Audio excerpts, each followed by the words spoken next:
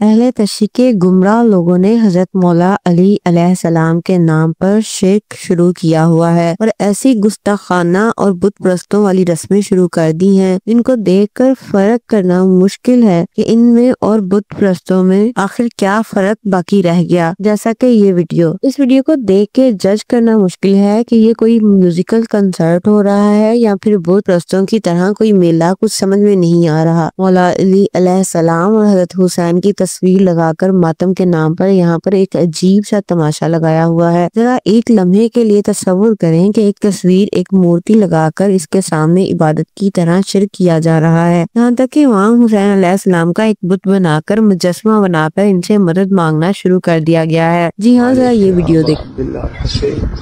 السلام علیکم اللہ وبرکاتہ۔ اللہم صلی علی محمد وآل محمد۔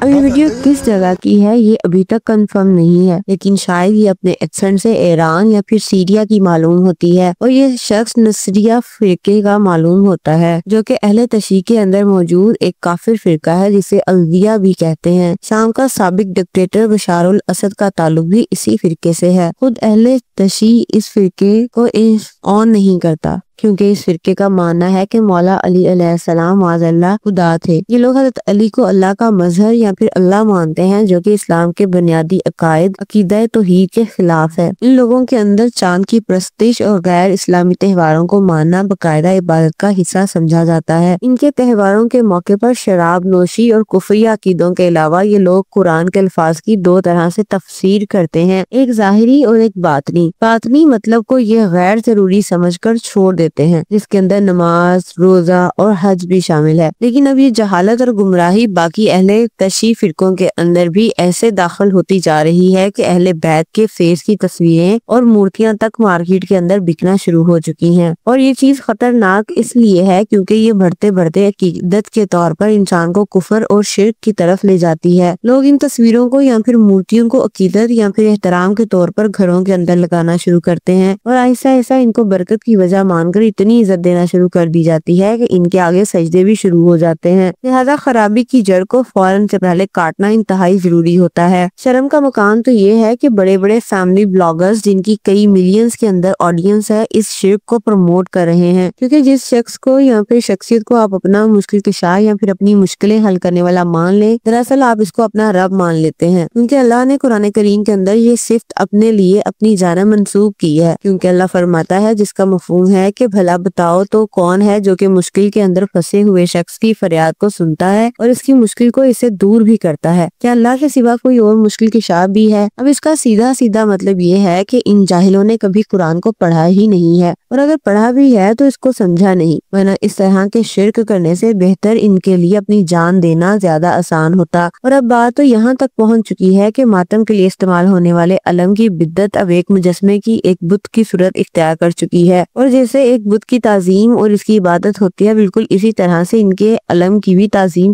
اچھی طرح سے ان علم کی بھی تعظیم شروع ہو چکی ہے، اور اس بات سے خود صاحب عالم شیعہ علماء کرام بھی پریشان ہیں کہ آخر ان کی عوام کہاں جا رہی ہے۔ اب ظاہر ہے کہ جب یہ لوگ ماتم کو ذوالجلال اور علم جیسی بدعت کو دین کا حصہ بنا کر لوگوں کے سامنے اس کو ثابت کریں گے تو اس کا نتیجہ تو یہی نکلے گا۔ پھر یہ شور کیسا؟ اللہ کے رسول صلی اللہ علیہ وآلہ وسلم نے تو یہ فرما دیا تھا کہ ہر بدعت گمراہی ہے اور ہر گمراہی جہنم میں لے جانے والی ہے۔ اپنی وفات سے کچھ عرصہ پہلے تک بیماری کی حالت کے اندر بھی آپ کو امت سے صرف شرک کا خوف تھا۔ حدیث شریف کے اندر آتا ہے کہ جس کا مفہوم ہے کہ جب آپ کی دو بیویاں آپس میں ایتھوپیا کے گرجا گھر کی خوبصورتی کے بارے میں یہاں پر لٹکی تصویروں اور یہاں کی مورتیوں کی تعریفیں کرنے لگیں، تو آپ نے بیماری کی حالت کے اندر اٹھ کر فرمایا کہ یہ تو اس امت کی سب سے بڑی خرابی تھی کہ جب ان لوگوں کے اندر کوئی نیک شخص فوت ہو جاتا تو اس کی قبر کو سجدہ گاہ بنا لیتے، اس پر مجاور بن کر بیٹھ جاتے ہیں، اور میں تمہیں قبروں کو پکا کرنے سے، ان پر عمارت بنانے سے اور اس پر مجاور بن کر بیٹھنے سے منع کرتا ہوں۔ اور آپ دیکھیں کہ آج امت نے بالکل اس کا الٹ شروع کر دیا ہے۔ یہ لوگ آج کے ٹائم کے اندر اس شرک کے اندر، اس اندھی تلقین کے اندر اتنا گر چکے ہیں کہ اگر آج آسمان سے فرشتے بھی اتر کر انہیں حق بات بتائیں تو یہ ان کو بھی کہیں گے کہ کیا ہمارے باپ دادا غلط تھے، کیا تم ان سے بھی زیادہ جانتے ہو؟ اگر آپ کو یقین نہ آئے تو ان لوگوں سے اس موضوع پر بات کر کے دیکھ لیں، اللہ ماشاء اللہ کوئی آپ کی بات سننے کے لیے تیار بھی نہیں ہوگا۔ اب جو لوگ کہتے ہیں کہ اللہ کے رسول نے فرمایا تھا کہ مجھے تم سے شرک کا خوف نہیں، وہ دراصل جھوٹ بولتے ہیں۔ دراصل آپ صلی اللہ علیہ وآلہ وسلم کے اس فرمان کا مطلب تھا کہ میری پوری امت کبھی بھی شرک پر اب جمع کبھی نہیں ہوگی۔ اس بات کا ثبوت ہے